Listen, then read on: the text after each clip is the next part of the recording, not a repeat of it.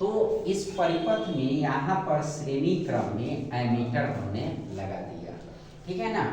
आप सभी बच्चों को पता है कि एमीटर एक प्रकार का विद्युतीय उपकरण, इलेक्ट्रिक डिवाइस है जिससे हम विद्युत धारा को मापते हैं और इसको परिपथ में श्रेणी क्रम में हम जोड़ते हैं, ठीक है ना।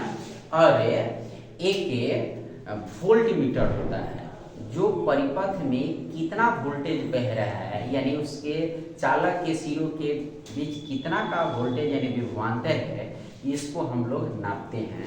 और इसको नापने के लिए हम इस वोल्ट मीटर को परिपथ में श्रेणी क्रम में जोड़ते हैं।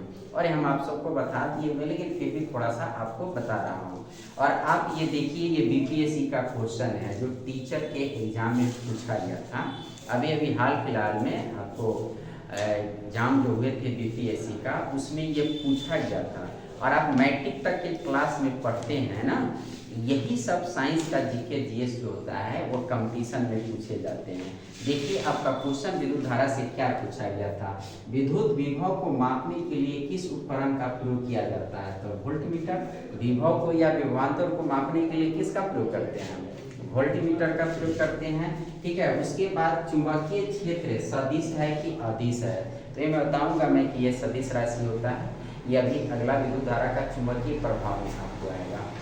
एक और क्वेश्चन बहुत अति महत्वपूर्ण क्वेश्चन है जो मैंने अभी आपको बोला और मैं पहले भी बता चुका हूँ ओम के नियम में, ठीक है ना, कि वोल्ट मीटर को परिपथ में समानांतर क्रम में जोड़ते हैं और एमीटर को श्रेणी क्रम में जोड़ते हैं। और यहाँ पर जरा गौर से देखिए कि ये क्वेश्चन क्या पूछा है कि ओम के नियम के सत्यापन के लिए ध्यान रखने वाली बात है, एमीटर और वोल्टमीटर को श्रेणी क्रम में जोड़ा जाना चाहिए, एमीटर को श्रेणी क्रम में और वोल्टमीटर को समानांतर क्रम में जोड़ा चाहिए। ये सही होगा हमारा, ठीक है ना। एमीटर को समानांतर क्रम में और वोल्टमीटर को श्रेणी, उल्टा बोल दिया ये, ठीक है। इनमें से कोई नहीं, इनमें से अधिक है। तो ये आपका बीपीएससी का क्वेश्चन है। इतना स्टैंडर्ड एग्जाम में आपको इस तरह से क्वेश्चन बनते हैं। आप सभी बच्चे जब कंपटीशन की तैयारी करने जाइएगा ना, तो आप इस चीज़ को समझिएगा कि आपके दिमाग में ये रहता है कि कंपटीशन में कुछ ऐसा चीज पूछा जाता है जिसको हम वहाँ पर पढ़ेंगे और हम सीख कर और जॉब ले लेंगे। इट इज इम्पॉसिबल, यह असंभव है। तैयारी करके वहाँ जाएंगे, लेकिन अगर 9th-10th का बुनियाद आप अगर मजबूत किए हैं ना, हर विषय का यही बुनियाद बनता है आगे तक। सभी कंपटीशन में 9th-10th के लिए तो साइंस लिखे जाते हैं या जो भी टॉपिक चलते हैं, हाँ इसी को विस्तृत कर दिए जाते हैं। तो आपका यहाँ का क्वेश्चन वहाँ पर आ रहा है, कैसे जानते हैं। अब इसको आप देख लीजिए, श्रेणी क्रम का क्या मतलब होता है कि अगर एक यहाँ पर प्रतिरोध है और यहाँ पर एक प्रतिरोध है, अगर दो प्रतिरोध है और इस प्रतिरोध को एक ही तार में अगर आपने जोड़ डाला तो इसको हम लोग क्या करते हैं, श्रेणी क्रम बोलते हैं, ठीक है ना।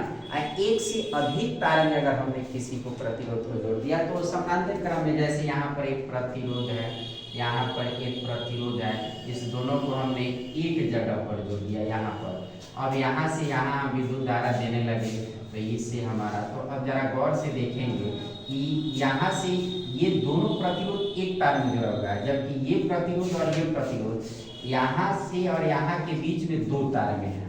तो दो तार में जब हो जाता है तो उसको हम लोग समानांतर क्रम में बोलते हैं। एक से अधिक तार में मतलब हो किसी दो पॉइंट के बीच एक से अधिक वायर में, सर्किट में, परिपथ में, तार में अगर प्रतिरोध या कोई डिवाइस से जुड़ा हुआ है तो उसको हम लोग समानांतर क्रम कहते हैं। और किसी दो के बीच एक से अधिक उपकरण, डिवाइस एक ही तार में जुड़े हुए हैं तो उसको हम श्रेणी क्रम में कहते हैं। तो यहाँ पर एमीटर किस क्रम में है, श्रेणी क्रम में है, और ये वोल्टमीटर क्या है, समानांतर क्रम में। वाई क्यों ऐसा होता है, तो जरा गौर से समझिए। वोल्टमीटर का क्या काम होता है, वोल्टमीटर का काम होता है कि विभवांतर को नापना। विभवांतर क्या होता है, दो पॉइंट के बीच का अंतर होता है। तो हमारा क्या है, यह दो पॉइंट है यहाँ और यहाँ, ये हमारा प्रतिरोध है, इसका दो सिरा होगा और इसका दो सिरा होगा। इस साइड पहला सिरा होगा, एक दूसरा सिरा होगा, और हमको विभवांतर निकालना है। तो यहाँ का कितना विभवांतर विभव है और यहाँ का कितना विभव है, ये दोनों को पता करेंगे और माइनस करेंगे तब हमारा विभवांतर निकलेगा। यानी हमको यहाँ का विभव पता करना है, यानी हम ऐसा, ये जो वोल्टमीटर होता है यहाँ का विभव और यहाँ का विभव दोनों का पता करता है। तो अब क्या हो गया, ये प्रतिरोध हो गया और ये क्या हो गया, वोल्टमीटर हो गया। और यहाँ पर ये पॉइंट ए है और यहाँ पर पॉइंट बी है, तो ए और बी पॉइंट के बीच कितने तार हो गया, एक तार में प्रतिरोध जुड़ा हुआ है, एक तार में वोल्टमीटर जुड़ा हुआ है, तो 2 तार हो गया।